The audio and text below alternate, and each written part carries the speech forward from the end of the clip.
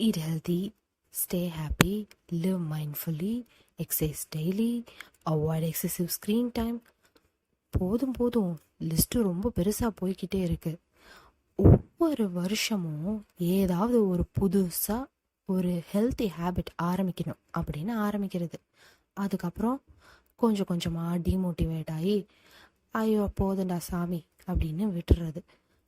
அதோட மட்டும் இல்லை, அடுத்த வருஷத்தில் எப்படியும் நம்ம ஃபாலோ பண்ண போகிறதே இல்லை அப்படின்னு சொல்லி ரெசல்யூஷன் எடுக்கிறதையே விட்டுறது. நீங்கள் இப்படிலாம் பண்ணியிருக்கீங்களா? நான் பண்ணியிருக்கேன் அதெல்லாம். சம்டைம்ஸ் நான் யோசிக்கிறது உண்டு, என் பேர் காயத்ரின்னு வைக்கிறதுல ஆரம்பித்து எல்லா விஷயத்தையும் கொஞ்சம் மாதத்துக்கு முன்னாடி வரைக்கும் கூட நம்மளை சுற்றி எல்லாரும் தான் டிசைட் பண்ணுறாங்க. அப்படி இருக்கிறப்போ நமக்கு ரொம்ப பிடிச்சி புக்கு படிக்கிறோம். அதுலேயும் இந்த செல்ஃப் ஹெல்ப் புக்கு அப்படின்னு சொல்லிட்டு அதுலேயும் அதை பண்ணுங்க, இதை பண்ணுங்க, இப்படி இருங்க, அப்படி இருங்கன்னு சொல்கிறாங்களே அப்படின்னு நான் யோசிச்சது உண்டு. ஆனால் இந்த the power of your subconscious mind மாதிரி சில புக்ஸில் ரொம்ப நல்ல விஷயங்கள் சொல்லிடுறாங்களே, அதை பண்ணால் லைஃப் ஒரு மாதிரி நல்லா தாங்க இருக்குது, அதை பண்ணி தானே ஆகணும். என்ன பண்ணுறது, நமக்கு 24 மணி நேரமும் பேசணும், ஆனால் காசும் செலவில்லாமல் பேசணும் அப்படின்னா அதுக்கு நீ நேரில் போய் தான் பேசணும்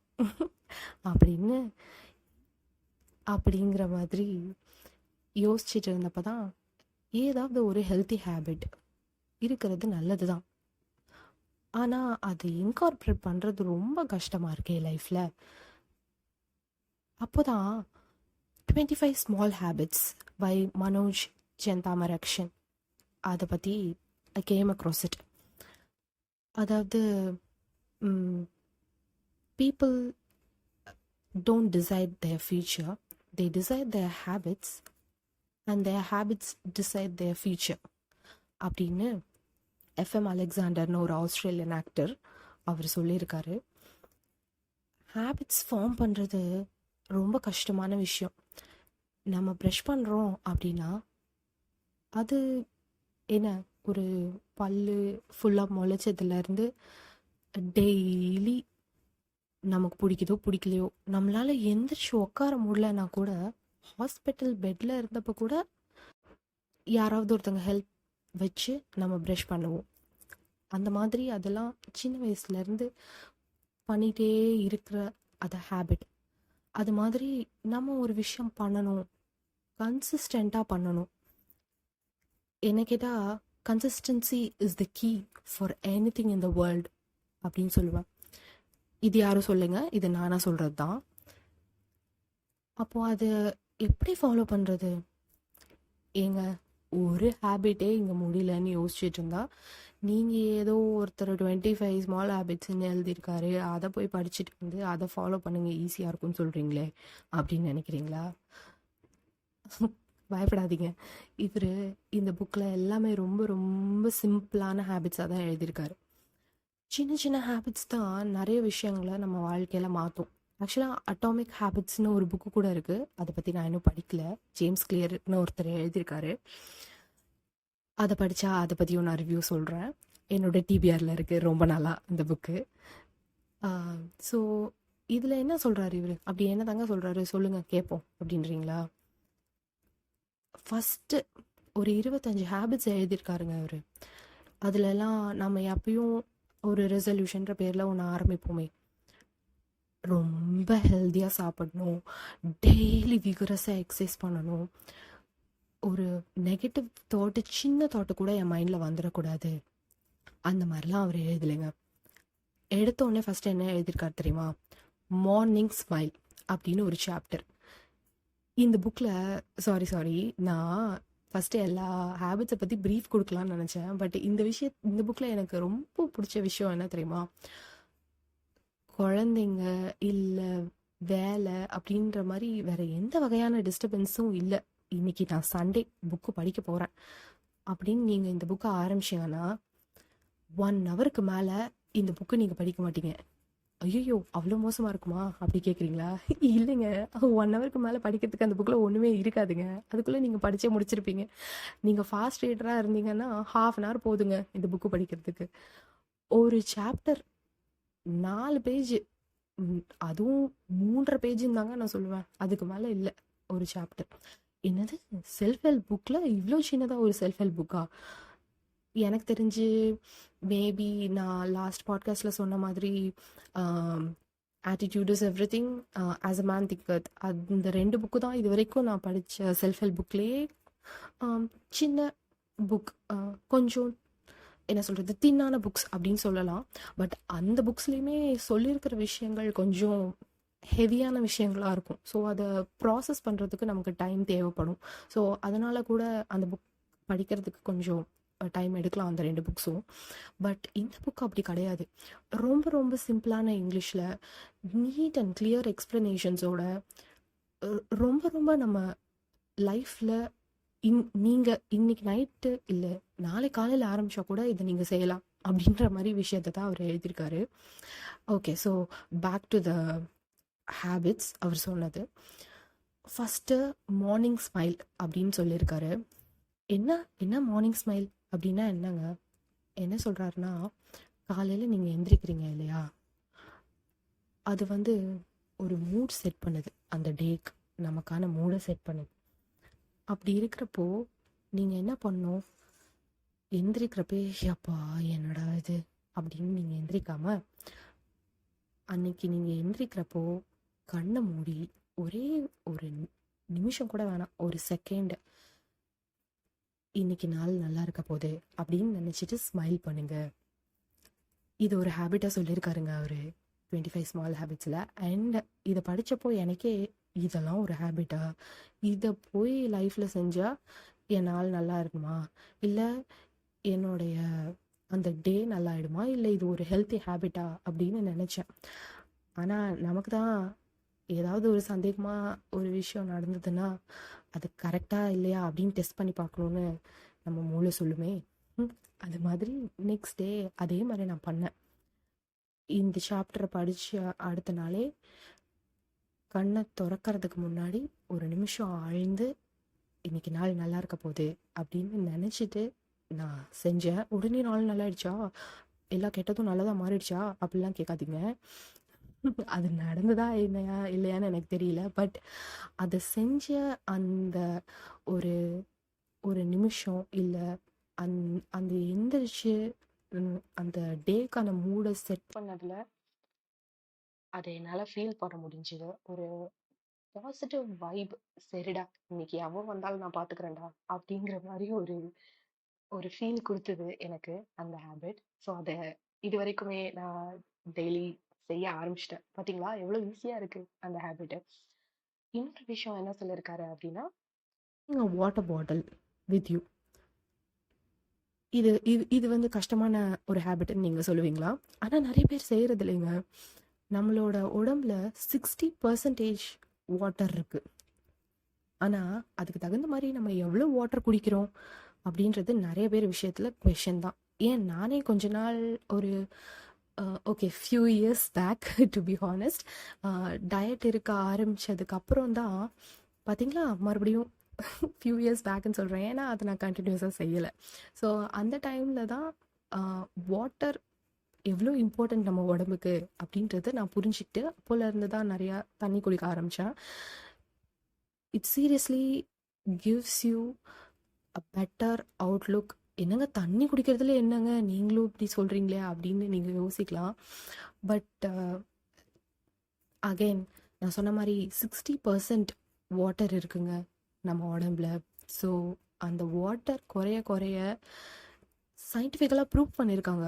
நமக்கு டிப்ரெஷனுக்கு, ஆங்ஸைட்டிக்கு, ஸ்ட்ரெஸ்ஸுக்கு, அப்புறம் இரிட்டபிலிட்டிக்கு, இது எல்லாத்துக்குமே வந்து வாட்டர் கம்மியாக இருக்கிறதும் ஒரு காரணம் தான் அப்படின்ற மாதிரி சொல்லியிருக்காங்க. ஸோ ஒரு நாளைக்கு நம்ம ஒரு 8 கப்ஸ் இல்லை அவங்கவுங்க வெயிட்டுக்கு தகுந்த மாதிரி குடிக்கணும் தண்ணி கண்டிப்பாக. ஸோ இதோ ஒரு பாயிண்ட்டை சொல்லியிருக்காரு. அண்ட் பொண்ணுங்களுக்கு எக்ஸ்ட்ரா டிப், நிறையா தண்ணி குடிச்சிங்கன்னா உங்கள் ஸ்கின் க்ளோ ஆகும். இது tried and tested method, trust me. அப்புறம் யூஸ்வலாக அவர் சொல்லியிருக்கிறது என்ன தெரியுமா?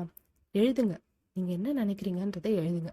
ஜேர்னலிங், இது நிறைய பேர் பண்ணுவாங்க, நானே பண்ணியிருக்கேன். Again consistency is the key. But நிறைய பேர் நினைக்கலாம், டைரியெல்லாம் உட்காந்து எழுதுறதுக்கு எங்கெங்க டைம் இருக்குது, கஷ்டங்க போங்க அப்படின்னு. ஆனால் அவர் அதுக்கும் ஒரு சிம்பிளான வழி சொல்லியிருக்காருங்க. உங்களுக்கு டைரி எழுதுறதுக்கு கஷ்டம் அப்படின்னா ஒரு விஷன் போர்டு மாதிரி ஒன்று வச்சுக்கோங்க. அதை வந்து நீங்கள் என்ன பண்ணணும்னு இருக்கீங்க, ஒரு கோல் செட்டிங் மாதிரி என்ன பண்ணலான்னு இருக்கீங்க, ஒரு 5 இயர்ஸ் ஒரு 10 இயர்ஸ், இல்லை அடுத்த வாரம், இல்லை இந்த வாரத்திலே ஒரு 2 நாள் என்ன பண்ணலான்னு இருக்கீங்க அப்படின்றத ஒரு விஷன் போர்டு மாதிரி ஒரு பிக்சர் வச்சோ இல்லை நீங்கள் வந்து எழுதி வச்சோ அந்த மாதிரி பண்ணி நீங்கள் அடிக்கடி எந்த இடத்துல, உங்கள் லிவிங் ரூம் ஆகட்டும், உங்கள் பெட்ரூம் ஆகட்டும், இல்லை உங்கள் ஆஃபீஸ் ரூம் ஆகட்டும், எங்கே இருப்பீங்களோ அதை அந்த இடத்துல பேஸ்ட் பண்ணிடுங்க. நான் கூட ஒரு கோட்டை பேஸ்ட் பண்ணியிருக்கேங்க எங்களோட பெட்ரூமில். அங்கூர் வாரிக்கு அப்படின்னு டூ எபிக் ஷிட் அதை எழுதினவரோடது. என்னன்னா, losing your temper is a sign that you have a long way to go. ஏன்னா எனக்கு பயங்கரமாக கோவம் வரும். அந்த கோட்டை டெய்லி படிக்கிறேன். இம்பேக்ட் இருக்கா அப்படின்னு கேட்டால் இருக்கு அப்படின்னு தான் சொல்லணும். ஏன்னா முதல்லலாம் நான் கோவப்படுறத கூட நான் உணர மாட்டேன். இப்போ வந்து தேவையில்லாமல் நான் கோவப்படுறேன் அப்படிங்கிற அவேர்னஸ் எனக்கு வருது அந்த நிமிஷத்தில். So yeah, it works. அது போக வேற என்ன சொல்கிறாரு அப்படின்னா, கொஷினர் ஒன்று ரெடி பண்ணிக்க சொல்கிறாரு. தூங்குறதுக்கு முன்னாடியும் கேட்குறதுக்கு ஒரு 4-5 கொஷின்ஸ், தூங்குறதுக்கு அப்புறமும் ஐ மீன் காலையில் எந்திரிக்கிறப்போ கேட்குறதுக்கு ஒரு 4-5 கொஷின்ஸ். யாரங்க கேட்கணும் அப்படின்றீங்களா? நம்மளை தாங்க. நான் தான் சொன்னேனே ஏற்கனவே, ஒரு நாளில் நம்மக்கிட்ட நம்ம பேசிக்கிறது தாங்க அதிகம். அதனால அது ரொம்ப நல்லதாக பேசிக்கணும். அகெயின் அது நமக்கு நல்லதாக இருக்கணும். ஸோ அவர் கூட ஃபியூ எக்ஸாம்பிள்ஸ் கொடுத்துருக்காரு எந்த மாதிரி கொஷின்ஸ் கேட்டுக்கலாம் அப்படின்னு. காலையிலே எந்திரிக்கிறப்போ இந்த நாள் பர்ஃபெக்டாக அமையறதுக்கு, ஐ மீன் பர்ஃபெக்டுன்னு வேணாம் விட்டுருங்க, இந்த நாள் நல்லா அமையறதுக்கு நான் செய்ய வேண்டிய முதல் 3 முக்கியமான விஷயங்கள் என்ன? ஒருவேளை அதை நான் செஞ்சுட்டேன்னா அதை நான் எப்படி செலிப்ரேட் பண்ணுவேன்? இன்னைக்கு வேற ஏதாவது நான் ப்ரொடக்டிவாக பண்ணணுமா? இந்த மாதிரி.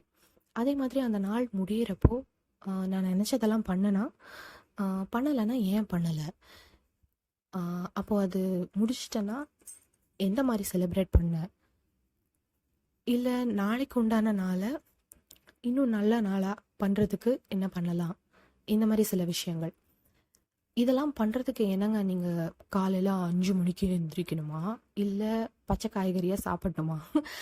அஃப்கோர்ஸ் அவர் ஈட் ஹெல்தி அண்ட் எக்ஸசைஸ் பண்ணுறதை பற்றியும் கூட ஒவ்வொரு சாப்டர் சொல்லியிருக்காரு. பட் வேறு வழி இல்லைங்க. ஒழுங்காக சாப்பிட்றதும் பாடிக்கு மூவ்மெண்ட் கொடுக்கறதும் அது வந்து ஒரு அன்அவாய்டபிள், இன்எவிட்டபிள். அது ஒன்றும் பண்ண முடியாது. தேங்காய் வேணும்னா தென்னை மரம் ஏறிதான் ஆகணும் குமார், அது மாதிரி பண்ணி தான் ஆகணும். பட் இன்னொரு விஷயம் என்னென்னா, இதில் நம்ம எப்போவுமே என்ன பண்ணுறோன்னா, எடுத்தோடனே பெருசாக நேற்று நைட்டு வரைக்கும் ஃப்ரெஞ்ச் ஃப்ரைஸ் சாப்பிட்டுட்டு இருந்துட்டு நாளை காலையில் எழுந்திரிச்ச உடனே இனிமேல் வெஜிடபிள் சலாட் தான் அப்படின்னு சொன்னால் நம்மளால் ஒத்துக்க முடியுமா? கஷ்டமாக தானே இருக்கும்.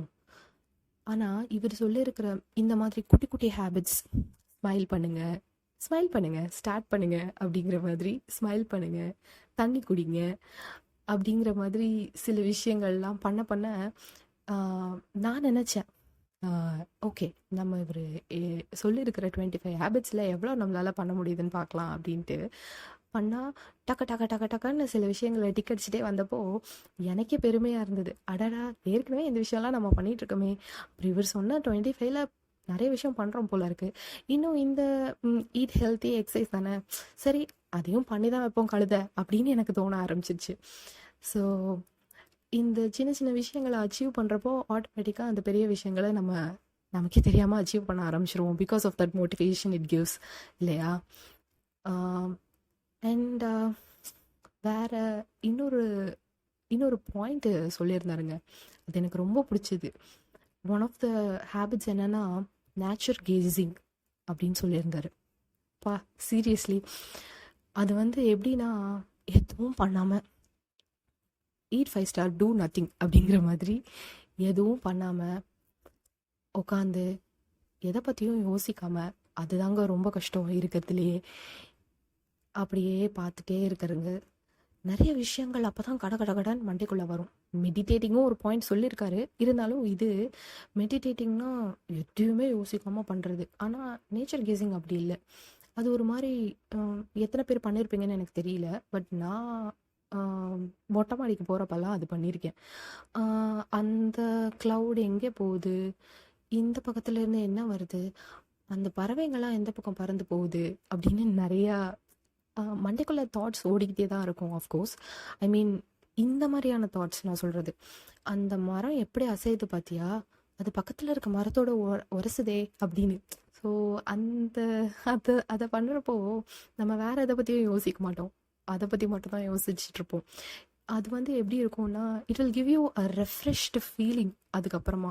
ஸோ இவர் சொல்கிறது எதுவுமே வந்து அவ்வளோ நேரம் பண்ணுங்க, இவ்வளோ நேரம் பண்ணுங்க அப்படிலாம் சொல்லலை. உங்களால் எல்லாத்தையும் எவ்வளோ முடியுதோ அவ்வளோ பண்ணுங்க போதும் அப்படின்னு தான் சொல்கிறாரு. இன்னொரு பாயிண்ட் என்ன சொல்லியிருக்காரு தெரியுங்களா, ஆஃப்டர்நூன் நேப்ஸ். நான் ஆஃபீஸ் போயிட்டுருக்கேன், இல்லை நான் வேறு ஏதாவது வேலை செஞ்சிட்ருக்கேன், என்னை போய் ஆஃப்டர்நூன் நேப்ஸ்லாம் எடுக்க சொல்கிறீங்களே அப்படின்னா, சரி விடுங்க, வீக்கெண்ட் வரும்ல, சாட்டர்டே சண்டே கண்டிப்பாக இருப்பீங்கள்ல வீட்டில் தானே, இல்லை அப்பயும் ஒர்க் இருக்கா, சரி விடுங்க, ஏதாவது ஒரு டைம் நீங்கள் ஆஃப்டர்நூனில் ஃப்ரீயாக இருப்பீங்கள்ல. அவர் வந்து ஆஃப்டர்நூன் நேப்ஸ்னால் நம்ம தூங்குற மாதிரி நல்லா வயிறு மட்டும் சாப்பிட்டுட்டு சாயங்காலம் டீயோ காஃபியோ யாராவது எடுத்துகிட்டு வந்து கொடுக்குறப்போ எந்திரிக்கிறது இல்லை.